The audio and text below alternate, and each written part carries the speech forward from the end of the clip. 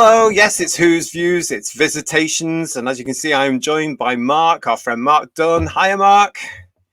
Hello, JT, how are you? Oh, I'm smashing, and it is lovely to see you. And thank you so much for joining me again on Who's Views and for this visitation, because you have been to, well, what looks like a fantastic art museum, really. Basically, that's it, isn't it? Yeah, a little place, Weston-Super-Mare, and at the Museum. Yeah. Yes, it was a part of my little UK trip that I'm currently on. And yes, which is a story for another day. But basically, just before my trip, I saw this was happening. And I looked it up, did some research on the website, and saw this was going to be a wonderful exhibition of 60 years of artwork of Doctor Who, and I couldn't really let that go by, and it just fell into place perfectly. So hopped in the car, plugged it in the GPS, and drove all the way to Weston-Super-Mare.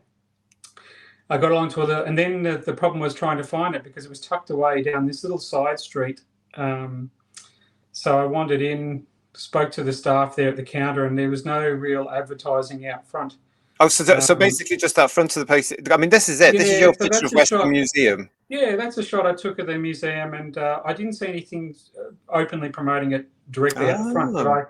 But I walked, as soon as I walked in the doors, off to the right, there's a counter there with some staff, and there was some Doctor Who merchandise on the shelves, and obviously some little brochures advertising. And I just asked the staff very politely, I said, "Excuse me, is this where the Doctor Who art exhibition is?" And they said, "If you just peer around to the left, I'm sure you won't miss it." And oh, wow. And of course, I didn't miss it because there was a great big picture of a TARDIS on a wall right across on the far left, followed by a giant poster and an entranceway. So that was, and there was obviously a little bit of Who music playing in the background. Oh, that's a nice touch. Yeah, so with camera ready, I approached the main doors. Wasn't sure what to expect, but walked into a very massive room of white and lots of colour. Well, that's what you've got for us here, because you've actually done a nice little video for us here. So let's have a look at this. Here we go. So this is what you were just telling us about. This is entering into this amazing looking art gallery. Yeah, look, as I said, it's nice, bright and white, and this is actually just a little bit away from the entrance, right? Because I was trying to get some reasonable footage of a walk around. Unfortunately, there was a couple of people on the other side, so. But there's a little bit beyond those walls, another couple of segments as you walk in. But this, look, it's really laid out well. I think the white contrasts all the artwork really, really well. And then obviously there's some cabinets of some other merch, and obviously merchandise. There was the VHS display was also there, which was really good. Colin Howard, I think, did a lot of the video covers.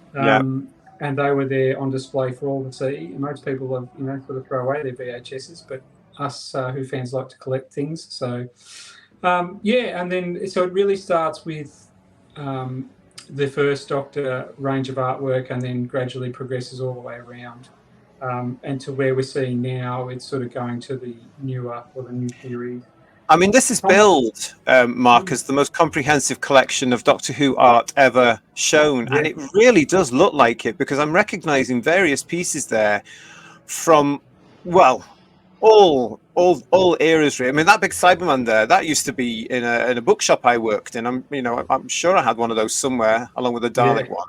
And then we've got the classic Target covers there as well, some of the W.H. Allen work, the videos, the book. I mean, this is encapsulating not just what you would think of as art, i.e. stuff you can frame, but the art from the videos, the Target books, the BBC books, the Virgin.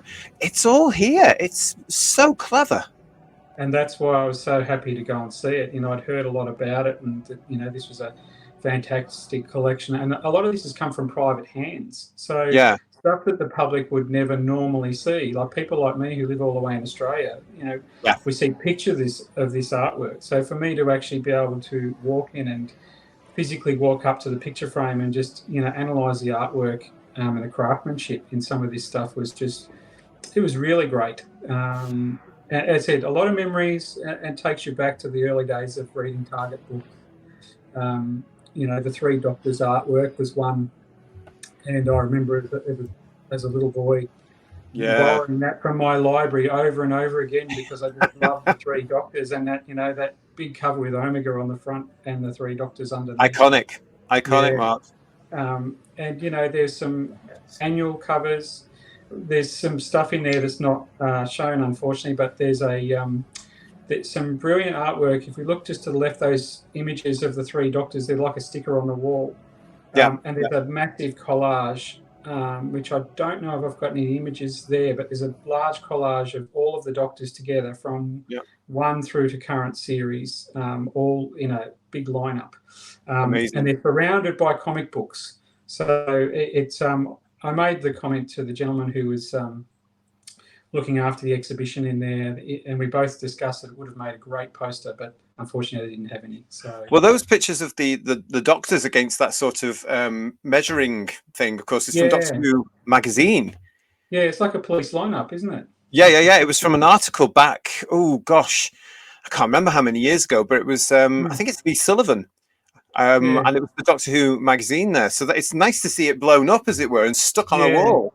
So basically, there was an entire wall full of Doctor 1 through to Shooty, basically all lined up in the same on the profiles, and then they were basically surrounded by comic books and all the various artwork. And as I said, it's complement that with those glass cases, which had 60s merchandise through to some current character options, figures, and then obviously the VHS is big. I'm glad you mentioned that, because you took a picture of that. Now, being the big merchandise geek that I am after all these years as well, I'm really, I'm glad that this sort of stuff is in there, because the artwork for all this stuff was also, on the whole, it was brilliant, absolutely gorgeous. So we can see some of the 60s stuff there on the left. We're getting into the 70s and 80s as well there on the right-hand side. The infamous Doctor Who board game, which came with 2 covers back in the day, 2 lids. The one that they've got there, which is the TARDIS one, and then there was another one where Tom Baker was slapped on the front of it as well. But even like a sticker, wasn't it? Yeah, it was. And, we've got, the beautiful artwork from the 60s and the product enterprise artwork. This is just absolutely beautiful. And then on top of all that, there's a closer look to some of that, including the infamous Doctor Who underpants from back in the 70s. Yes, correct, which I don't own a pair, and I don't think they'd fit me now anyway. So no, probably not. But you can see an example there of some of the beautiful artwork from the product enterprise range. Yeah, and that was another thing I liked. The product enterprise range, when they were released, the artwork on those boxes was just phenomenal. And, especially with the movie Daleks and that they produced, the 12-inch remote control Daleks, you spin that box around, and it was just amazing sort of artwork compared to the sort of standard sort of packaging that we get today. A lot of effort, and they really stood out, and it was really good and complemented the exhibition. It's good that it's in there as well, because you actually, for people that weren't aware of stuff that has been out, in previous decades as well. I'm talking about the young people, especially here, fans new to the show. If they can go to this place in Weston-Super-Mare, and actually look at this, they can see how innovative and how gorgeous the original packaging had to be, because a lot of it was done by hand. Whereas now it's sort of mass produced, it's all done on computers, it's branded in a certain way. But then, of course, as you can see from those pictures there, you had to be a little bit creative in a sense. You had to really use your imagination, because, look at some of these. It's just absolutely gorgeous, some of the stuff you've got here. It's amazing. You've sent us another picture as well. It's wonderful to see that the video artwork, the VHS artwork, and on the right there, we've got the vinyls as well. Again, yes, you mentioned that Colin Howard had done an awful lot of the videos there. It's nice to see them all collected like that and put out there. It's really, it's not what you would expect when you think art. You do think covers, don't you? You do think that. Yeah, and the videos there and the VHS is lovely. I think that I still have nearly the entire VHS collection. Again, the completist, the collector. I bought all the VHSs, and then the DVDs came out, and then I bought all those, and then the Blu-rays come out. But I just couldn't part with the VHSs because of the artwork. And I think there's a lot of fans out there who, have either maybe don't have the space, but they've got rid of the tapes, but they've kept the cover artwork and they've scanned them or put them into their collections because they look good framed. Meet the celebrity, get it signed, and put it Absolutely. in a frame. They're Yeah, really yeah, a nice piece. A nice yeah. piece. And we've got this one as well that they've also got there, which of course the infamous Target books, which Yeah. we've spoken about the Target books on this channel before. I mean, they're just so influential and they had such an impact on an entire generation. And just Yeah. to see them again in an exhibition about the art of Doctor, it is absolutely appropriate. And it's all part of the history, I guess, of the program and how, as Terrence Dix, sort of pointed out, many years ago, that sometimes Doctor Who books were the only, things kids that didn't normally read picked up a Doctor Who book. And guess what? I was one of those kids.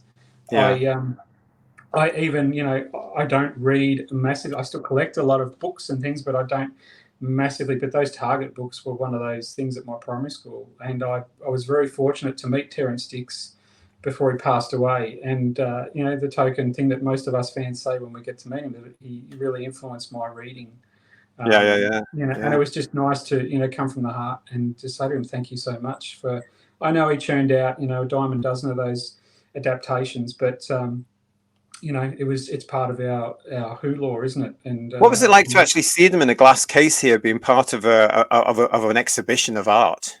yeah, and look, normally mine just sit in the bookshelf all nice and neatly tucked together, where you don't see them like this. So Yeah, a lot of collectors the same because we just look at the spines, but yeah, to actually have all of them out, it was just it's that artwork was really good, and it gives you the reminder of the television show that we used to watch, and just going back and seeing some key images, and it takes your mind back to watching the program with for me, Tom Baker and John Pertwee were the yeah, doctors of my that I grew up with, followed by Peter Davidson. So they're my three.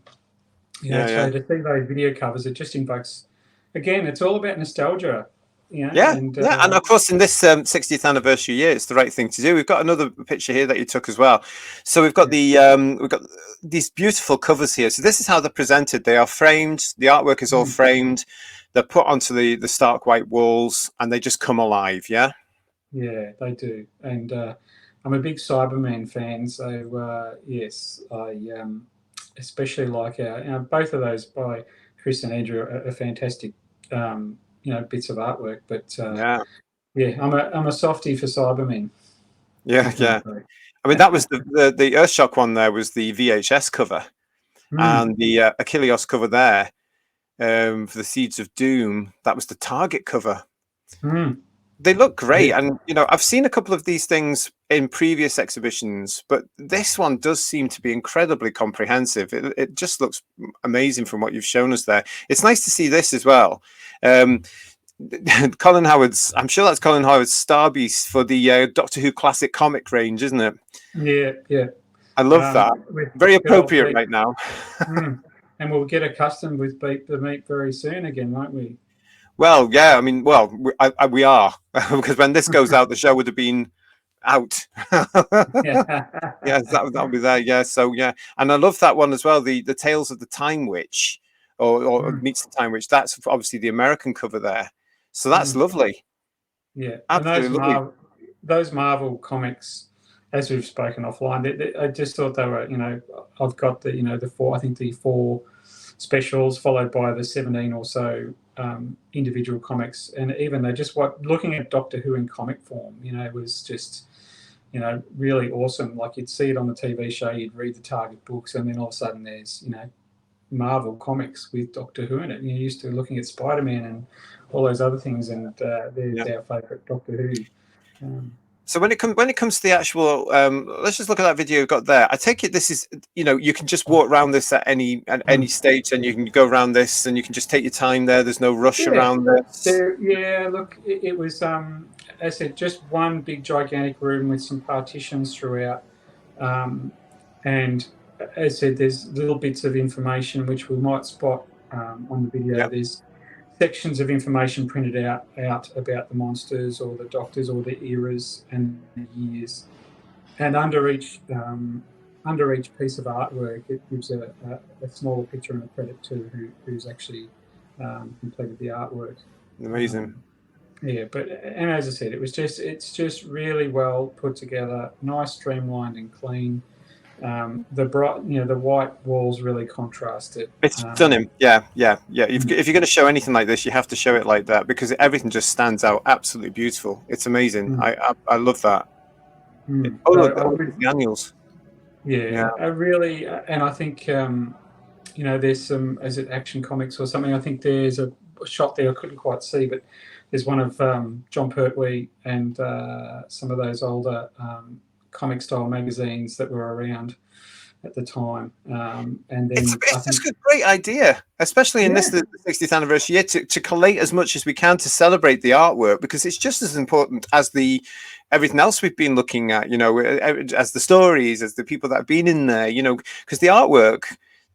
I mean, gosh, reached so many of us through the 60s, the 70s, the 80s, into the 90s.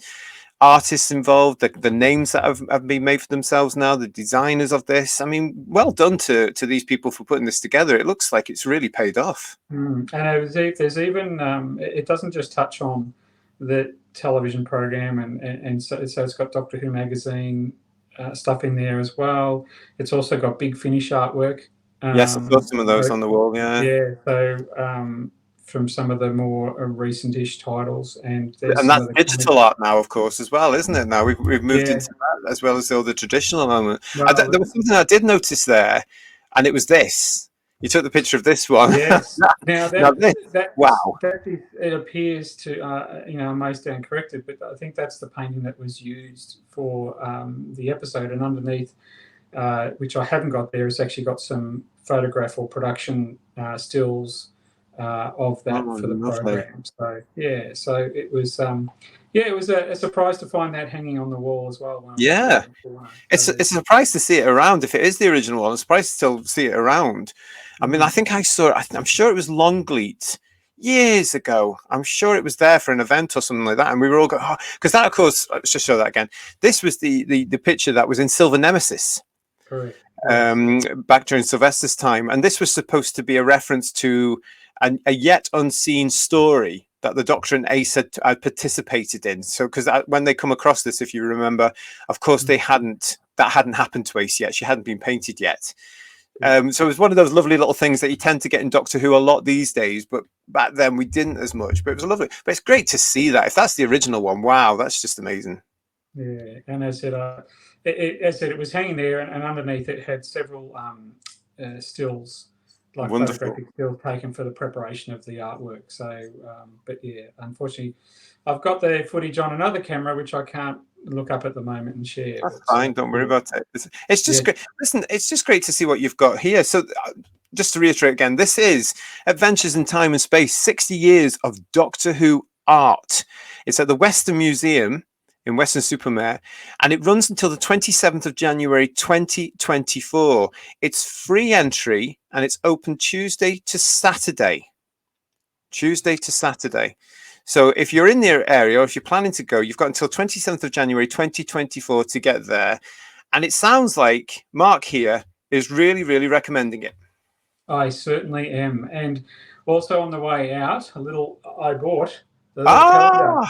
Yeah, signed Another by bit of Andrew art. Phillida. So Andrew's got, and some of the other artists have got some of their work available to purchase on the way out. So yeah, as I said, I think this was about £15 or something. But Yeah. Andrew's, I think some of his other books were there, and signed copies of the books are available. And for me, it saved me a little bit of postage back to Australia to buy them, because I was looking at this and I found it on the way out. But obviously, I couldn't load the suitcase up too much, unfortunately. You can't. But it's nice to know that, as is traditional in a form of exhibition, there's a shop on the way out that you have to go through, and you can pick up some lovely, lovely bits of memorabilia. I love that. It's traditional, Mark. Yeah, and it's free.